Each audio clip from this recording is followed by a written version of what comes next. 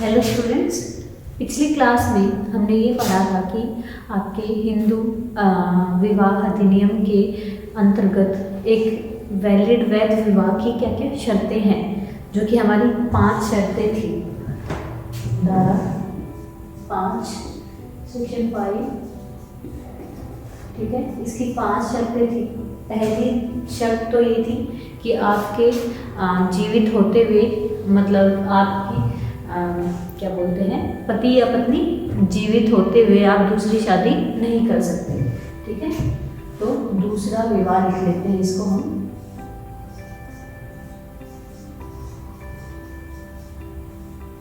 Second आपकी शर्त जो थी वो आयु को लेके थी कि आपकी कोई आयु क्या रहेगी। तो अगर कोई पुरुष रहेगा उसकी आयु 21 साल रहेगी, और जो महिला रहेगी उसकी आयु आपकी 18 साल रहेगी। ठीक है, तीसरी जो आपकी कंडीशन थी जिसके अंदर आपने स्वच्छ चित्त होना चाहिए, ये बोल सकते हैं हम कि विकृत चित्त नहीं होना चाहिए।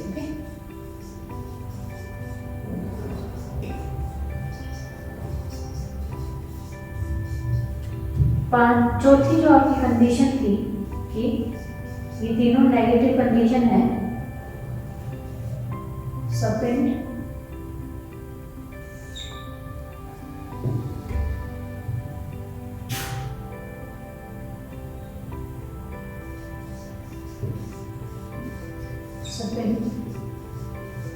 नातेदारी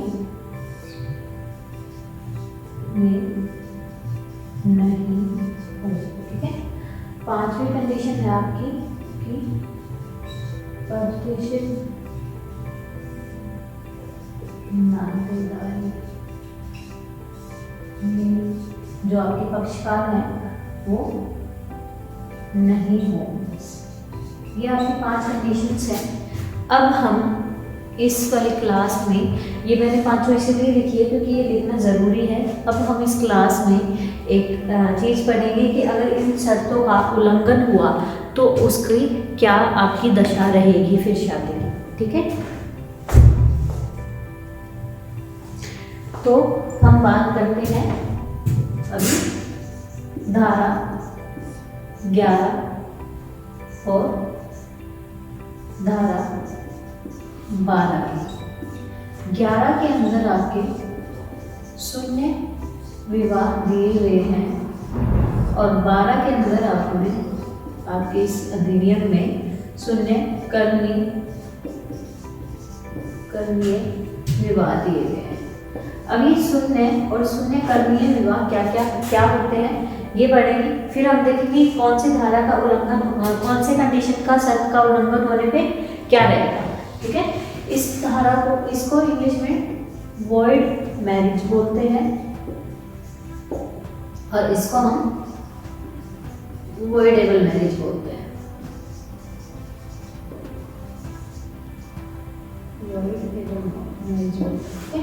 ये वॉइड मैरिज, वॉइडेबल मैरिज। अब वॉइड मैरिज क्या होती है, जैसे इसके नाम से पता चल रहा है शून्य, ऐसा विवाह जो कि ऐसे माना जाएगा कि कभी हुआ ही नहीं था। वॉइड एब इनिशियो, आरंभ से ही शून्य माना जाएगा। उसके अंदर ना तो दोनों पक्षकार को कोई राइट्स मिलते हैं, ना ही उस विवाह को ये माना जाता है कि वो कभी हुआ था।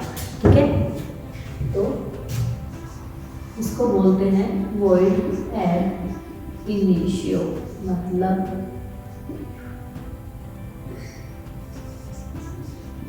आरंभ से शून्य, मतलब जिस दिन वो हुआ था, जिस टाइम पे वो हुआ था, तभी से ही वो आपकी शादी शून्य है। मतलब वो शादी कभी हुई ही नहीं थी, ये नहीं माना जाएगा। ना ही पत्नी को भरण पोषण का अधिकार मिलता है उसमें, ना ही संपत्ति का अधिकार मिलता है। जो भी आपके मैरिटल राइट्स होते हैं, जो वैवाहिक जो आपके अधिकार होते हैं, वो दोनों पक्षकार को नहीं मिलेंगे इस शादी के अंदर। ठीक है, सेकंड आपके शून्य कर्मी विवाह कौन से होते हैं, ये विवाह ऐसे होते हैं जो कि कुछ शर्तों के कारण शून्य हो सकते हैं, और अगर वो शर्त हटा दी जाए तो आप उसको कंटिन्यू रख सकते हैं, या फिर अगर वो शादियां कंटिन्यू रखी जाए, आप कोर्ट में जाके अगर उसको शून्य नहीं करवाएंगे तो वो आपकी नॉर्मल शादी की तरह रहेगी। लेकिन ऐसी कंडीशन है कि अगर आपको उस बेस पे उसको शून्य करवाना है तो आपको कोर्ट में जाना पड़ेगा, न्यायालय में जाना पड़ेगा, और न्यायालय आपको फिर उसमें शून्य करनी उसको घोषित कर देगा विवाह को, और वो विवाह वहाँ पे समाप्त हो जाएगा। लेकिन इसके अंदर आपकी राइट्स रहते हैं, ठीक है, पत्नी के कुछ राइट्स रहते हैं जो आप तब तक साथ थे तब तक के राइट्स इसमें रहते हैं। अब इन दोनों में से आप एक कंडीशन सोचें कि इन दोनों के जो बच्चे हैं, जो इन दोनों शादियों से जो बच्चे हुए हैं वो बच्चे लेजिटिमेट होंगे, उनको हम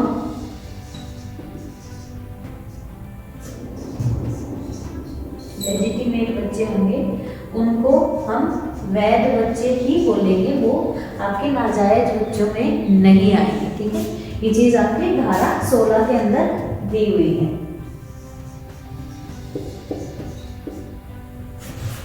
ठीक है। अब हम यहाँ इसकी बात कर रहे थे कि शून्य विवाह, अब कौन सी ये शर्तें हैं जो कि आपके शून्य करती है कोई विवाह को, और कौन सी है जो कि आपके शून्य करती है, अपन एक बार ये देख लेते हैं, फिर दोनों को अलग अलग लेके पढ़ेंगे। जो आपका दूसरी शादी है, पहली वाली कंडीशन ये, अगर कोई पहले से आपके कोई पति या पत्नी एक पक्षकार की जीवित है फिर भी वो सेकंड शादी कर लेता है, तो जो सेकंड वाली आपकी शादी है वो शून्य होगी, आराम से ही शून्य होगी। तो फर्स्ट जो आपकी कंडीशन है कि बाइगैमी आपकी शून्य रहेगी, ठीक है। सेकंड आपकी कंडीशन जो है, ये फोर्थ वाला जो पॉइंट है सपिंड वाला, सपिंड अगर नातेदारी में कोई है, सपिंडर रिलेशन में अगर कोई शादी हो रही है तो वो शादियां भी आपकी शून्य होंगी, फर्स्ट वाला, फोर्थ वाला, और लास्ट आपका फिफ्थ वाली जो कंडीशन है जो कि प्रोहिबिटेड रिलेशन का जो है, prohibited degree of prohibited relation में जो भी आते हैं, जो हमने पिछली क्लास में ये पढ़ा कि प्रोहिबिटेड रिलेशन कौन से हैं और सपिंड रिलेशन कौन से आपके आते हैं, ये हमने पिछली क्लास में पढ़ा था। तो ये तीनों जो कंडीशन है ये आपके शून्य मैरिज को दिखाती है। और फिर शून्य करनी, इसमें जो विकृचित वाला जो आपका है, जो मेंटल कंडीशन है वो आपकी शून्य करनी होगी, और 2-3 और कंडीशन है इसमें जिनके रहते आप अगर कोई मैरिज करते हैं तो आप उसको शून्य करनी कर सकते हैं। अब हमारी एक बात आती है कि ये आयु वाले पॉइंट का क्या होगा। एक बार हम इसको रब कर, हमने ये दिखा दिया जो थर्ड, फर्स्ट, फोर्थ और फिफ्थ, ये आपके विवाह सारे शून्य होंगे, ठीक है। फिर हमारा जो थर्ड पॉइंट है वो आपका शून्य करणीय होगा। अब जो ये आपका सेकंड जो पॉइंट रहेगा, इसकी बात करते हैं। इसके अंदर क्या है, जो आप धारा 18 के अंतर्गत अगर कोई बाल विवाह करवाता है, अगर कोई पेरेंट्स करवाते हैं, कोई गार्डियन करवाता है, उसका जो उनका ध्यान रखता है, अगर वो करवाते हैं या कोई माता पिता किसी का बाल विवाह करवाते हैं तो वो दंडनीय होगा आपका, जो कि दिया हुआ है आपके इसी अधिनियम के धारा 18 में, वो चीज़ दंडनीय होगी और आप शादी ऐसी नहीं करवा सकते। लेकिन रिलीफ ऐसे कई बार ऐसा हो जाता है और पता नहीं चलता, तो ये रिलीफ है दोनों की 18 और 21 साल से होने से पहले, वयस्क होने से पहले, ये अपना जब भी उनको पता चलता है, आप मेंटली कंडीशन, वो बच्चे बड़े होते हैं तो उनका मेंटल डेवलपमेंट होता है, और जब भी उनको इस चीज़ का पता चलता है कि वो बाल विवाह हुआ है तो वो कोर्ट में जाके उसको शून्य करनी कोशिश करवा सकते हैं। ये दोनों जो पक्षकार होते हैं उनके हाथों में होती है ये चीज़, ठीक है। वो 18 और 21 साल से होने से पहले जाके अपनी मैरिज को शून्य करनी करवा सकते हैं, और जो ऐसी मैरिज करवाएगा उनको दंड मिलेगा धारा 18 के अंदर, ठीक है। तो ये हमारी सारी कंडीशंस हमने देख ली आगे। अब हम शून्य विवाह को केसेस के साथ देखेंगे, ठीक है। धारा 11 के अंदर हमारा शून्य विवाह है, उसको हम केसेस से अच्छे से देखेंगे।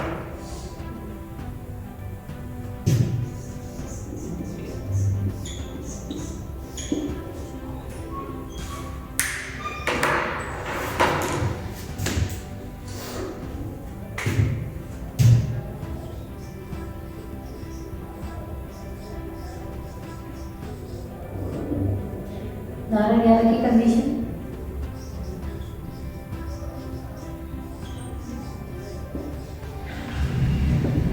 दूसरा विवाह बाइगनी, सेकंड आपका सपेंड नातीदारी सुबिंदा, और तीसरी आपकी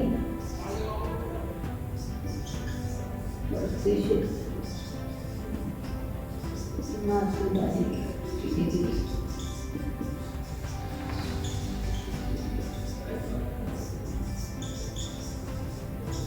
डिग्री ऑफ प्रोहिबिटेड रिलेशनशिप, ये हमारी तीनों कंडीशन है। इसमें हम फर्स्ट वाले में केस देखेंगे कि आपका क्या केस है। श्रीमती स्वर्णजीत कौर बनाम लेकर वर्मा अवतार सो। श्रीमती स्वर्णजीत कौर बनाम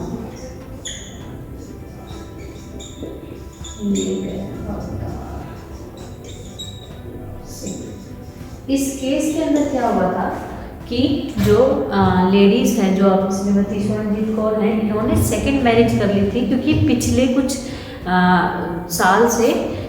पिछले साल जो गत वर्ष जो गया उसके अंदर उसके पति का कुछ पता नहीं था और वो मतलब वो गायब हो गए थे, मृत नहीं हुए थे, उनका कुछ पता नहीं चला कि वो कहाँ चले गए। तो उन्होंने नेक्स्ट ईयर दूसरी शादी कर ली। लेकिन यहाँ पे एक कंडीशन जो होती है आपकी, जो आगे हम डाइवोर्स में पढ़ेंगे, कि अगर ऐसे कोई बिना मृत्यु के या ऐसे कोई गायब हो जाए, अगर कोई व्यक्ति गायब हो जाता है, एक पक्षकार गायब हो जाए, तो उसका ना 7 साल तक इंतजार करते हैं। 7 वर्ष के बाद अगर दूसरी शादी करनी है तो 7 साल के बाद आप दूसरी शादी करेंगे। 7 साल तक अगर उसका कुछ पता नहीं चला, या फिर ऐसे लोग हैं जिनसे वो कांटेक्ट कर लेता और फिर भी उसने नहीं किया है, तो हम फिर उसको मानेंगे कि वो आपके मतलब कहीं चले गए या फिर अब जीवित ही नहीं है। तो ये मानेंगे कि ना तो उसने डाइवोर्स दिया, उसको विवाह विच्छेद की कोई डिग्री पास नहीं हुई, और वो 1 साल ही हुआ है, लगभग 1 साल 2 साल ही हुआ है उसको गायब हुए। तो इतनी जल्दी आप सेकंड शादी नहीं कर सकते। जो फर्स्ट शादी है वो वैध है, उसको वैलिड ही मानेंगे, और सेकंड शादी आपकी बाइगेमी में आएगी, मतलब दूसरे विवाह में आएगी। ठीक है, तो ये हमारा पहला केस था। और ये आपकी जो सेकंड शादी इसने की वो आपकी शून्य हो जाएगी। ठीक है, सेकंड केस आपका है सोना रालसेन बनाम श्रीमती किरण मीरमती।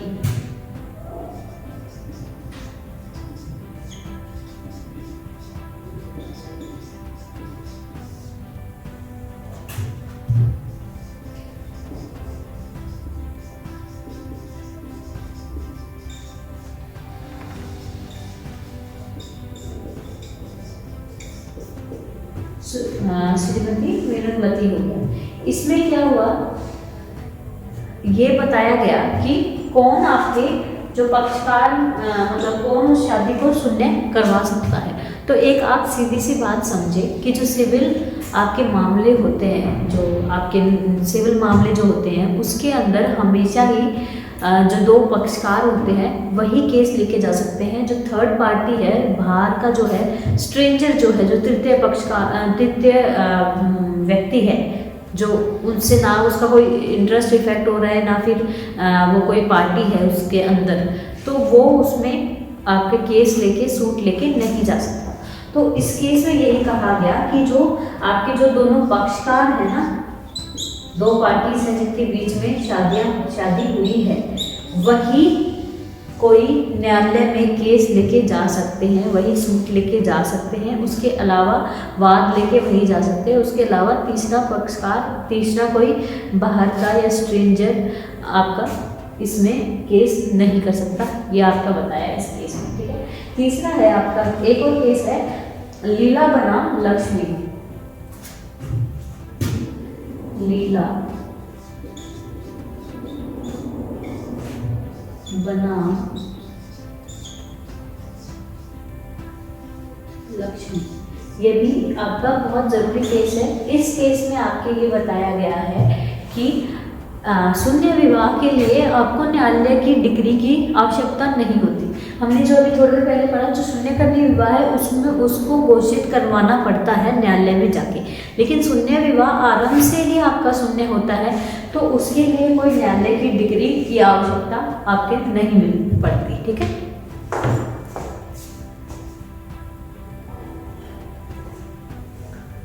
तो ये हमने शून्य विवाह कौन सी कंडीशंस पे होंगे, शर्तों पे होंगे, वो देख लिया, और इनसे रिलेटेड हमने कुछ इम्पोर्टेंट जो आपके केसेस थे वो देख लिए।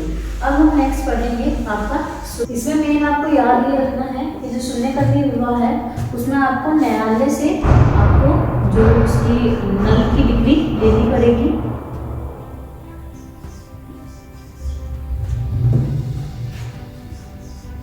डिग्री देनी पड़ेगी, जो न्यायालय है वो उसको नल घोषित करता है। ठीक है, ये नल घोषित आपको करता है, उसको शून्य घोषित न्यायालय करता है, जिसको आप अकृत भी बोलते हैं। अकृत घोषित न्यायालय करता है किसी भी शादी को, और फिर उसको आप शून्यकर्णी विवाह बोलेंगे। इसके अंदर पहली जो आपकी कंडीशन है वो आती है, किन किन कंडीशंस पे आपका शून्यकर्णी विवाह होगा। तो पहली कंडीशन जैसे हमने पढ़ी थी कि आपकी विकृचित, अगर कोई मेंटली कंडीशन ऐसी है किसी पक्षकार की कि उसको बार बार दौरे पड़ते हैं, दौरे आते हैं, या फिर वो शादी को कोई संस्कार को समझ नहीं सकता, या फिर संतान को पैदा करने में वो सक्षम नहीं है, वो इस सीमा तक पागल है, मानसिक रोगी है, या मानसिक उसकी विकृति इस सीमा तक है कि वो ना तो विवाह का कोई संस्कार समझता है, ना ही संतान उत्पन्न करने में वो योग्य है, तो उस इंसान को हम विकृचित मानेंगे, और फिर ऐसे विवाह को हम शून्य घोषित करवा सकते हैं। शर्त ये है कि वो इस डिग्री तक आपका होना चाहिए कि कोई उसके साथ रह नहीं सकता, आगे कुछ विवाह का कुछ संभव नहीं हो सकता, या फिर कंडीशंस ऐसी नहीं हो सकती कि विवाह आगे कंटिन्यू आपका रहे। ठीक है, सेकंड जो आपकी है इसमें नपुंसकता। ठीक है, नपुंसकता का क्या है कि कौन आपका नपुंसक होगा, कि इम्पोर्टेंसी का क्या मतलब है कि आप संतान उत्पन्न नहीं कर सकते। तो ये पुरुष का मेनली होता है कि पुरुष संतान उत्पन्न करने में योग्य नहीं है, तो उसको नपुंसक बोलते हैं।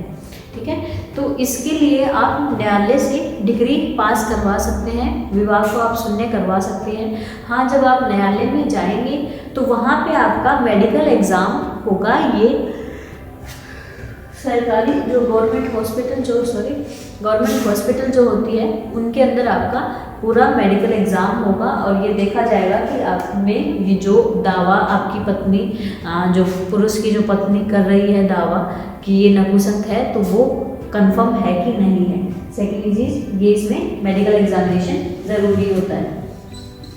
थर्ड आपका जो है, आपकी इसकी कंडीशन थर्ड है कि अगर आपने किसी की कंसेंट, अब हम सिर्फ यही नहीं देखते कि वो दोनों वयस्क हैं या नहीं है, उनसे पूछा भी जाता है कि आप इस इंसान से शादी करना चाहते हैं या नहीं, मतलब उसकी कंसेंट ली जाती है, स्वीकृति ली जाती है, सहमति ली जाती है। ठीक है, तो अगर किसी की कंसेंट आपने बाय फोर्स, कपट के द्वारा ली हो, या फिर आपने उसको दबाव से ली हो, या फिर कैसी ऐसी कोई कंडीशन से ली हो कि उसको छुपा के, दबा के, या फिर आपने फ्रॉड करके अगर कंसेंट ली है, तो उस शादी को भी आप शून्यकर्णी करवा सकते हैं।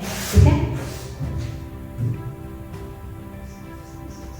इसको हम बोलेंगे कपट द्वारा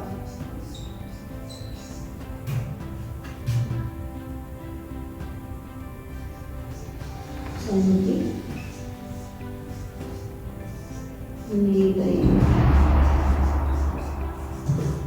कपट द्वारा अगर सहमति ली गई हो तो वो भी आपका विवाह उसको शून्य आप करवा सकते हैं।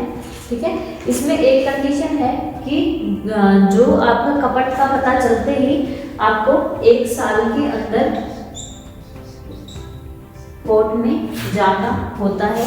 और सेकंड चीज़ ये है कि उसके बाद में जैसे ही आपको कपट का पता चला तो आप शादी में पति पत्नी जैसे अब नहीं रह रहे हो।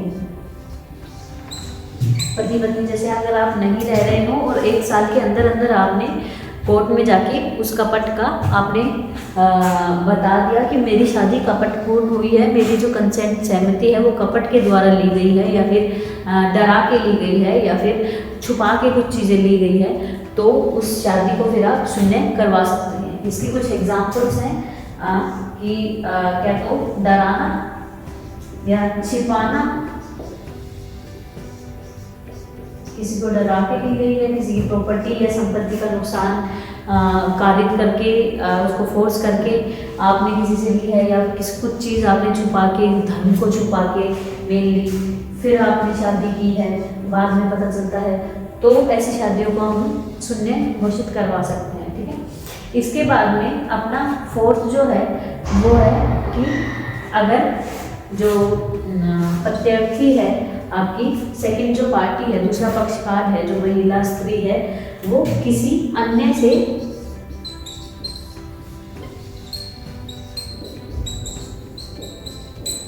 गर्भवती हो, तो अगर जिस पक्षकार से वो शादी कर रहे हैं उससे किसी अन्य व्यक्ति से अगर स्त्री जो है वो गर्भवती हो शादी के दौरान, तो भी आपका जो विवाह है उसको आप शून्य करवा सकते हैं। इसके अंदर कुछ कंडीशंस हैं कि पहली बात है कि जो गर्भवती थी उसके बारे में जो हस्बैंड था वो शादी के दौरान अनअवेयर था। ठीक है। सेकंड चीज़ ये है कि आपका जो पता चलते ही अगर अधिनियम इसका लागू नहीं हुआ तो अधिनियम लागू होते ही 1 साल के अंदर वो आपकी डिग्री ले जाता है, या फिर अधिनियम लागू हुआ उसके बाद की शादी है तो भी 1 साल के अंदर अंदर आपको न्यायालय में उसमें जाना होता है। ठीक है। तीसरी चीज़ ये है कि जब पता चला उसके बाद में दोनों के बीच संभोग सहमति से संभोग ना हो रहा हो। ठीक है। चौथी चीज़ ये है कि वो जिससे शादी की है उस व्यक्ति से न होके अन्य व्यक्ति से गर्भवती है, अन्य कोई व्यक्ति है उससे गर्भवती है। ठीक है। और लास्ट चीज़ ये है कि शादी के दौरान गर्भवती होना जरूरी है, विवाह के दौरान ही गर्भवती थी वो पहले से, तब आपको वो डिग्री आप कोर्ट में ले जा सकते हैं। पहली कंडीशन क्या बताई कि आपको पता नहीं था, अनअवेयर थे, जो हस्बैंड थे वो अनअवेयर थे। सेकंड ये है कि 1 साल के पता लगने के 1 साल के अंदर अंदर उसमें आपको कोर्ट में जाना होता है, न्यायालय में। तीसरी चीज़ ये है पति पत्नी के बीच में वैवाहिक जो संभोग होता है वो नहीं हो रहा है। चौथा ये है कि जो अन्य व्यक्ति है उसके अलावा जो अन्य व्यक्ति है उसके साथ वो प्रेग्नेंट थी, उसके और लास्ट आपकी कंडीशन है कि आपका विवाह के दौरान ही वो क्या बोलते हैं प्रेग्नेंट है। ठीक है। तो ये हमारी चारों कंडीशन है जिसके अंदर अगर कोई विवाह है तो वो शून्य करवा सकते हैं। फर्स्ट आपका विकृत, फिर सेकंड आपका नपुंसकता, तीसरा आपकी सहमति जो है वो कपट के द्वारा ली गई है, छुपा के ली गई है, या फिर कोई दबाव द्वारा ली गई है। ठीक है। लास्ट है कि किसी अन्य द्वारा वो है महिला गर्भवती है। इसके अंदर एक केस है बहुत इम्पोर्टेंट, वो देखिए।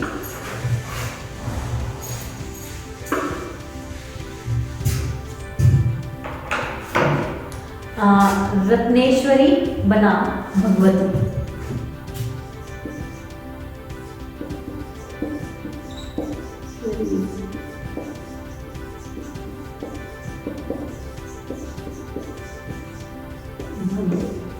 रत्नेश्वरी बनाम भगवती। इसके अंदर ये बताया गया है कि जो विकृत या मानसिक रोगी या फिर जो ऐसे इंसान होते हैं, विकृत इंसान है, मानसिक रोगी है या दिमाग से उसमें कुछ कंडीशन है, तो वो कंडीशन वो सीमा इस हद तक होनी चाहिए कि उसके जो विवाह के जो संस्कार है उसमें उसको समझने में भी वह व्यक्ति असमर्थ हो।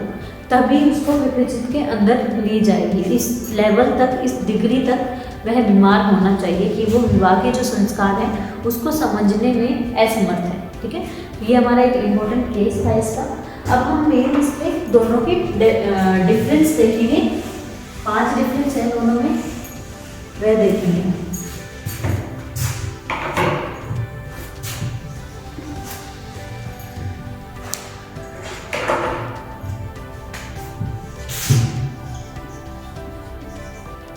शून्य विवाह और शून्य करना।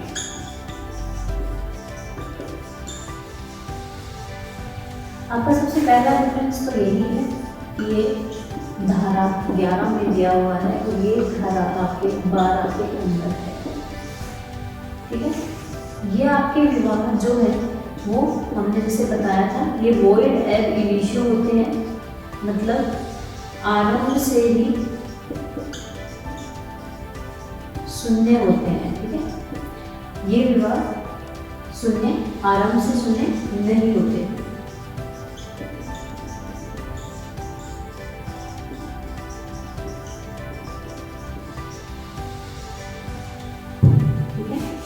तीसरी इसमें है कि आपको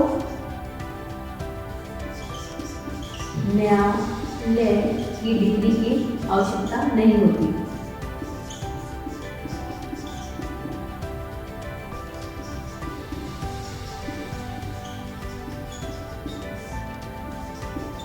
नहीं होती। ठीक है, इसमें तीसरी चीज कि इसमें आपका न्यायालय की डिग्री आवश्यक होती है।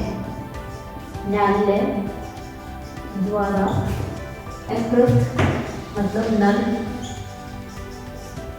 घोषित करना जरूरी होता है, आवश्यक है। ठीक है, न्यायालय द्वारा नल घोषित होता है इसमें। ठीक है, अब ये इसमें चौथा आपका ये है कि अगर ऐसा कोई विवाह है और सेकंड उसको शादी करनी है तो वो कभी भी दूसरी शादी कर सकता है, उसको डाइवोर्स लेने की जरूरत नहीं होती। ठीक है, इसके अंदर फोर्थ है कि वो जब तक आपका न्यायालय उसको शून्य घोषित नहीं कर देता है तब तक दूसरा विवाह नहीं कर सकता। दूसरा विवाह नहीं कर सकता, न्यायालय के घोषित करने पे ही दूसरा विवाह कर पाएगा। ठीक है, पांचवी आपकी कंडीशन इसमें क्या है कि जो आपकी 144 125 ऑफ मेंटेनेंस एक्ट है, नहीं 125 ऑफ सीआरपीसी है।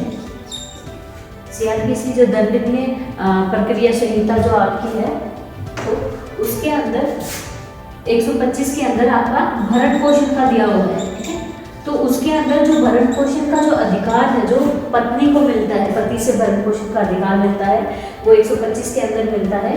अभी वो 144 हो रहा है BNSS में, मतलब भारतीय न्याय सुरक्षा संहिता, नागरिक सुरक्षा संहिता जो है उसके अंदर आपका 144 है। ठीक है, तो इसके अंदर भरण पोषण का अधिकार होता है पत्नी को, जो कि शून्य विवाह में आपको नहीं मिलेगा। लेकिन यहाँ पे आपको वो भरण पोषण का कुछ कंडीशन में भरण पोषण का आपको अधिकार होता है। ठीक है, इसके बाद में ये हमारी 5 कंडीशंस हो गई। ठीक है, तो ये देख लिया हमने कि धारा ये 11 में दिया हुआ है, ये 12 में दिया हुआ है। सेकंड आपने देख लिया कि वॉइड एब इनिशियो है, आराम से शून्य होता है, ये आराम से शून्य नहीं होता है। इसको न्यायालय में आपको डिग्री पास करवाने की जरूरत नहीं है इसको शून्य करवाने के लिए, लेकिन इसको नल घोषित करवाने के लिए आपको न्यायालय में जाना पड़ेगा।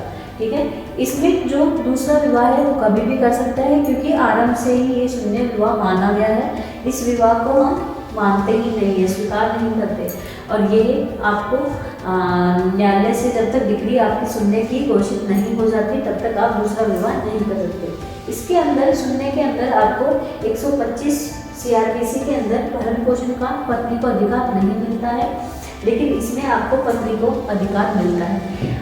एक और है कि इसके अंदर जो वैवाहिक जो अधिकार हैं शून्य के अंदर, वो दोनों पक्षकार के पास नहीं होते, लेकिन इसमें कुछ शून्य करने में ऐसे वैवाहिक अधिकार आपको पक्षकार को मिलेंगे। तब तक वो खुद शून्य घोषित नहीं होती, तब तक आपको अधिकार मिलेंगे। तो ये हमारा आज का हमने टॉपिक देखा कि शून्य विवाह और शून्य करनीय विवाह कौन से होते हैं, किन किन शर्तों का उल्लंघन होने पे शून्य होगा, किन का उल्लंघन होने पे हमारा शून्य करनीय होगा। उसमें कुछ केसेस देखे और लास्ट में हमने इसके डिफरेंस देखे। आज हमारी क्लास यही खत्म होती है।